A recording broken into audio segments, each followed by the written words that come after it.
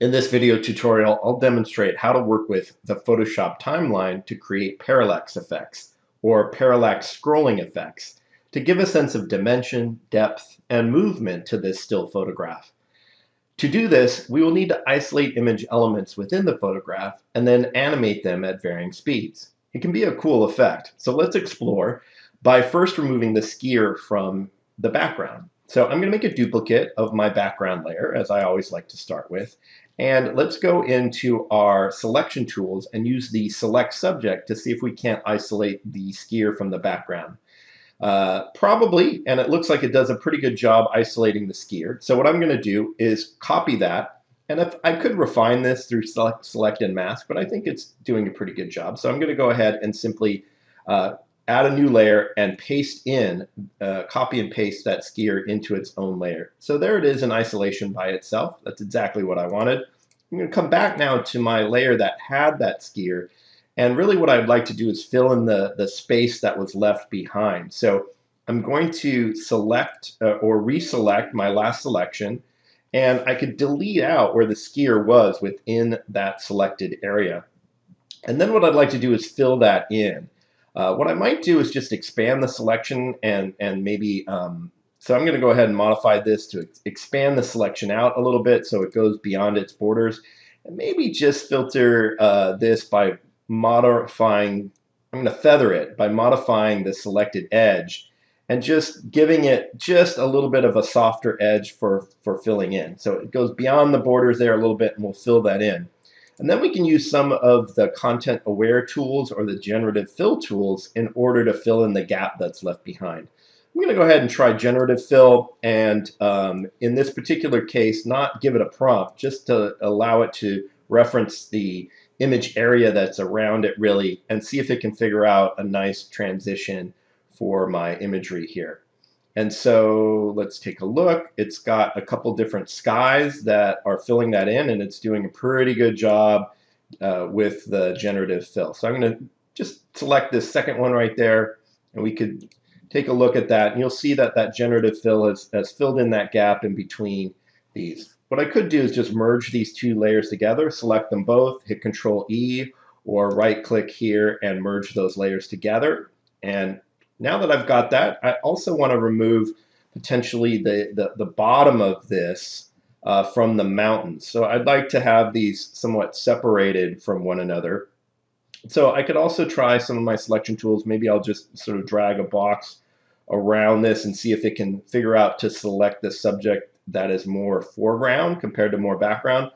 And you can see the selection that it's made. That's pretty good. I also want to make sure that I keep the flag that's a part of that. So I'm going to go into my quick selection tool and sort of add in some of that area of the flag. So we'll go ahead and just go down here, kind of add some of the flag, or maybe go into the quick mask mode and I can paint in exactly what parts that I want to keep versus what parts that I don't want to keep within this selection.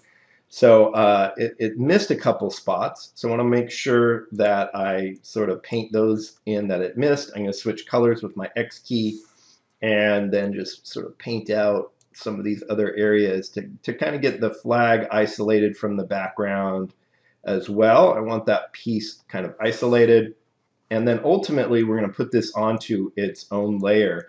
So the rest of this looks pretty good. I want to make sure that I get the middle of this as well. So I'm going to take that out right there. And then otherwise, this is looking pretty decent. I'm going to go out of my quick mask mode or hit Q. And what we could do is copy this content into its own layer as well. I'll paste it into its own layer. And then I could sort of remove that potentially from the background that was there previously. So I don't necessarily need to do that. I just wanted to keep that content on its own layer.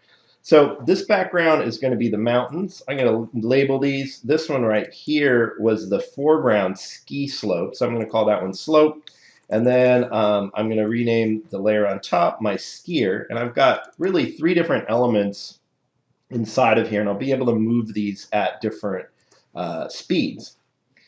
Before I do that, I'd like to convert each of these into smart objects. So I'm going to go ahead and say that I want to convert them into smart objects. I'll go to each one, right click, just turn those into smart objects so that I can scale these without losing any resolution quality or sort of non-destructive editing on those.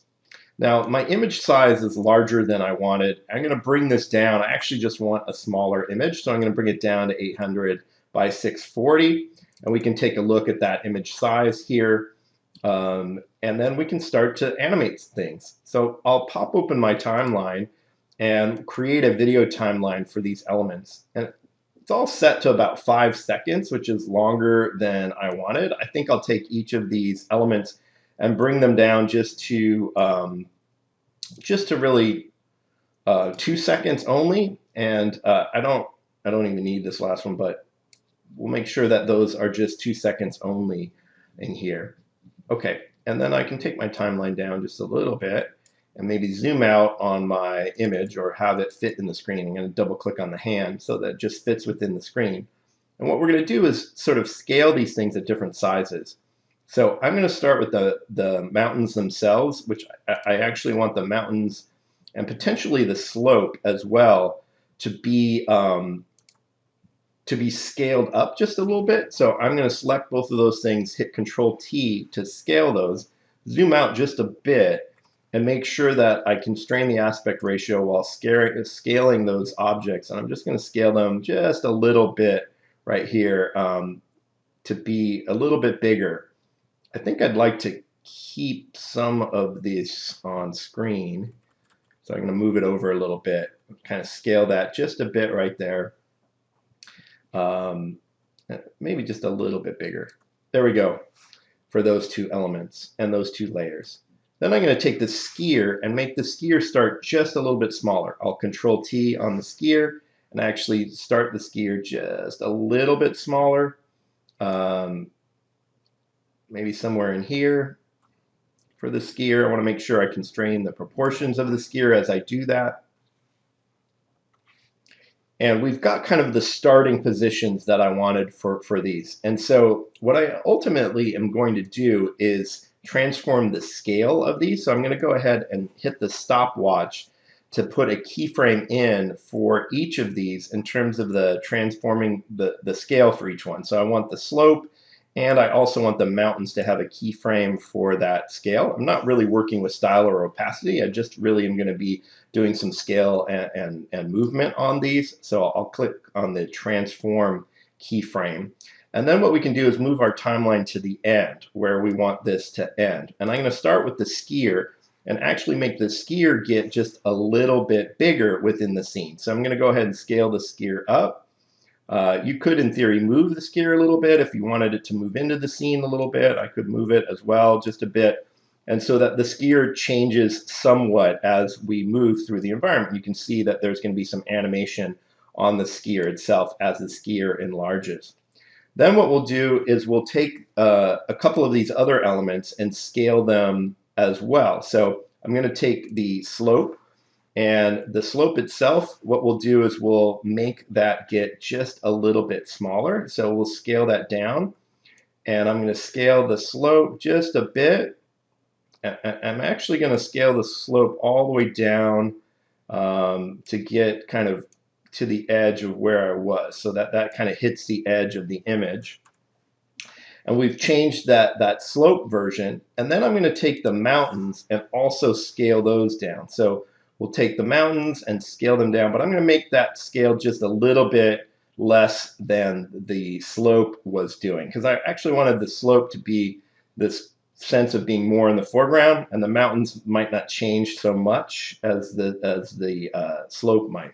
So each of these is actually going to sort of move at different dimensions and giving a sense of sort of depth as we go.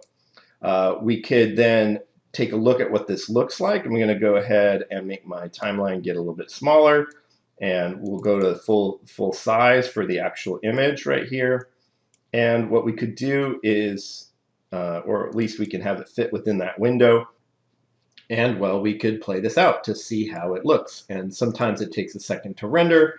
And once it's rendered, it should play back at a little bit more normal speed. But the sense of quality in the image is probably not exactly perfect until we actually render it out. Now we can either render it for video, or we could create an animated GIF from this. If we were making a GIF, I might make it a little bit smaller, a little more web friendly, because the file size might get a little crazy for that GIF otherwise. But instead, I think I'll actually render this out for video. If you were rendering it as a GIF, you could go to Save for Web, or if you're exporting it to render for video, you could simply go to Render Video. You want to make sure that you're in the right folder and whatnot, and I'm going to use an MP4 file to render that out. It will take a second to do that render. So once that's done, we could take a look at what that might actually look like. All right, so let's take a peek at it. There's the file, and I could launch that or open it within a browser window. Here it is within a browser window, and I could hit play, and you could kind of get a sense of what that image looks like. And it's short here. There you go, but a little bit of movement to that. Kind of a fun little effect, creating some parallax scrolling or parallax movement effects inside of Photoshop with the Photoshop timeline.